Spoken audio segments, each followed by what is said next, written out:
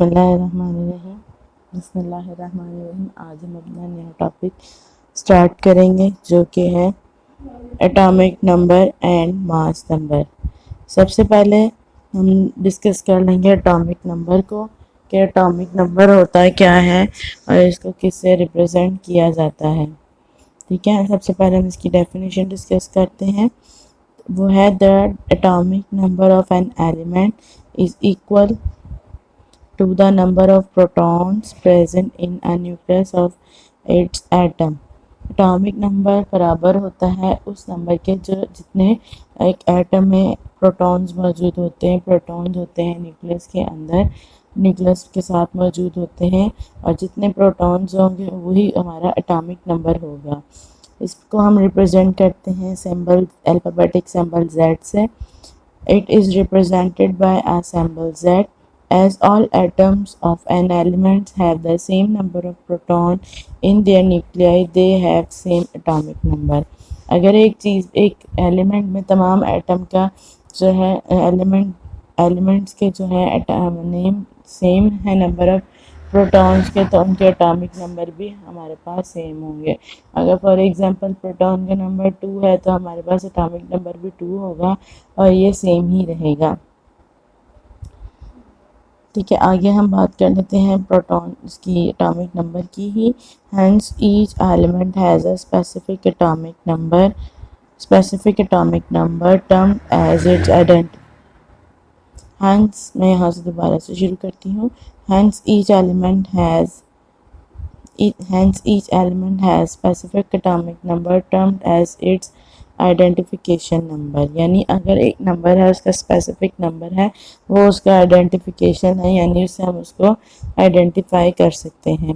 इसके एग्जांपल क्या हम बात कर लेते हैं। सबसे पहले हमें एग्जांपल कौन कौन सी दी है, उसमें सबसे पहले एग्जांपल दी गई है हाइड्रोजन की। For example all hydrogen atoms have 1 proton, their number is Z equal to 1। यानी अगर उसका एटॉमिक नंबर 1 है, उसमें एक प्रोटॉन है और Z इज इक्वल टू 1 आएगा। All the atoms of carbon has 6 proton, then their atomic number is Z equal to 6। इसी तरह सिमिलरली इन ऑक्सीजन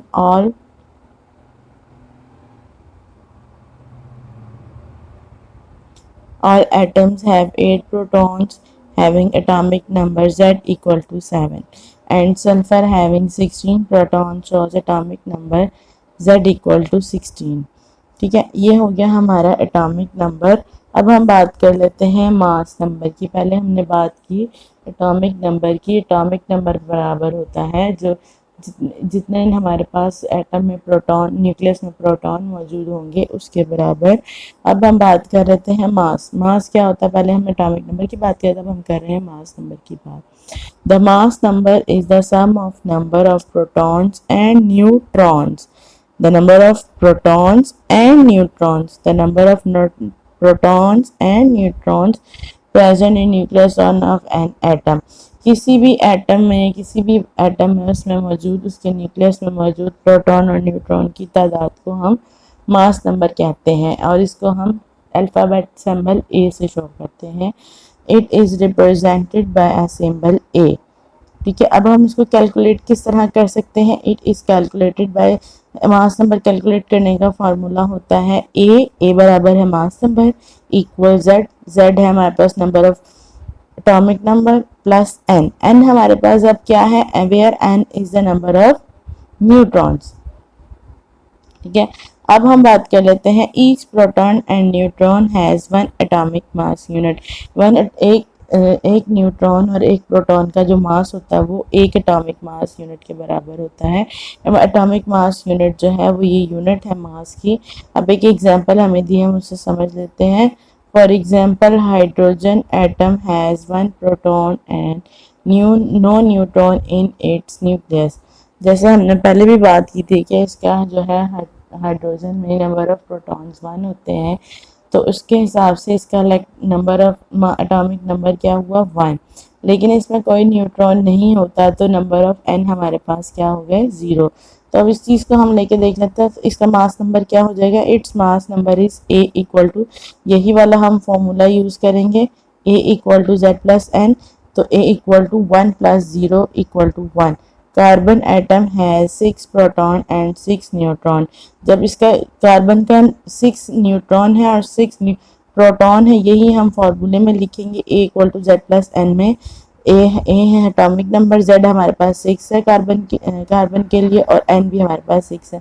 जब हमने इन दोनों को प्लस कर दिया तो हमारे पास मास नंबर आ गया 12। ठीक है, यहाँ ये इस तरह मास नंबर निकाला जाता है। अभी कुछ नीचे एलिमेंट्स है जिनके हमें एटॉमिक नंबर और मास नंबर दिए गए हैं, ये हम देख लेते हैं। सबसे पहले हमें दिया गया हाइड्रोजन का, जिसमें नंबर ऑफ प्रोटॉन्स होते हैं 1, नंबर ऑफ न्यूट्रॉन्स होते हैं 0, और एटॉमिक नंबर क्या हो गया 1, और मास नंबर भी क्या हो गया 1। इसी तरह कार्बन है, कार्बन का नंबर ऑफ प्रोटॉन्स होते हैं 6 एंड नंबर ऑफ न्यूट्रॉन्स भी क्या है 6।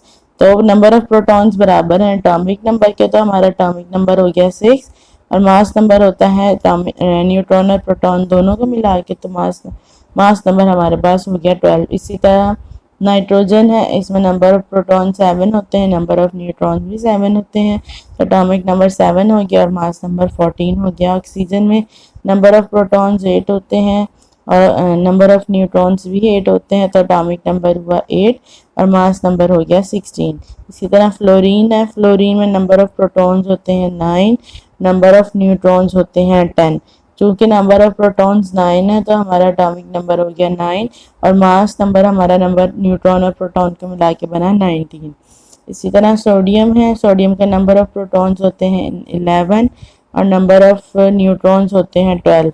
नंबर ऑफ एटॉमिक नंबर हमारा बन गया 11, और जब 11 और 12 दोनों को प्लस किया तो मास नंबर हो गया 23। इसी तरह मैग्नीशियम है, मैग्नीशियम का नंबर ऑफ प्रोटॉन्स होते हैं 12, मास नंबर ऑफ न्यूट्रॉन्स भी जो होते हैं 12, तो एटॉमिक नंबर हो गया 12 और मास नंबर हो गया 24। पोटेशियम में नंबर ऑफ प्रोटॉन्स होते हैं 19, नंबर ऑफ न्यूट्रॉन्स होते हैं 20, तो एटॉमिक नंबर हुआ 19 और मास नंबर हुआ 39। इसी तरह कैल्शियम है, कैल्शियम का होता है 20 और नंबर ऑफ प्रोटॉन्स होते हैं 20 और नंबर ऑफ न्यूट्रॉन्स भी होते हैं 20 और एटॉमिक नंबर होते हैं 20 और मास नंबर हमारा बन गया 40। ये तो हो गया हमारा सारा कंप्लीट, इसमें मास नंबर और एटॉमिक नंबर के बारे में। आई होप आपको इसमें कोई डिफ़िकल्टी नहीं होगी। इसी को लेके हम सबसे पहले एक न्यूमेरिकल कर लेते हैं। हमारी बुक की एग्जाम्पल नंबर 1.1 है, जो कि हम आपको नेक्स्ट लेक्चर में इसका समझाएंगे। यहाँ कैल्शियम तक जहाँ तक मैंने किया मैं वहाँ से दोबारा बताती हूँ आपको। यहाँ पे हमारा लेक्चर कंप्लीट होता है, जिसमें हमने डिस्कस किया एटॉमिक नंबर को और मास नंबर को। इंशाल्लाह हम नेक्स्ट लेक्चर में इसका एक न्यूमेरिकल सॉल्व करेंगे और आगे फर्दर इसको डिस्क्राइब करेंगे। तब तक के लिए अल्लाह हाफिज़।